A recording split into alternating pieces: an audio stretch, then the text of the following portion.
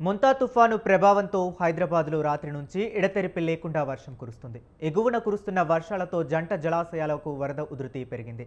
ఉస్మాన్ సాగర్, హిమాయత్ సాగర్కు ఎగువ నుంచి భారీగా వరద నీరు వచ్చి చేరుతుంది. ఉస్మాన్ సాగర్ ఇన్ఫ్లో 1800 క్యూసెక్కులు కాగా 6 గేట్లు ఎత్తి నీటిని దిగువకు విడుదల చేశారు. హిమాయత్ సాగర్ ఇన్ఫ్లో 2200 క్యూసెక్కులు కాగా 4 గేట్లు ఎత్తి మూసీలోకి నీటిని విడుదల చేస్తున్నారు.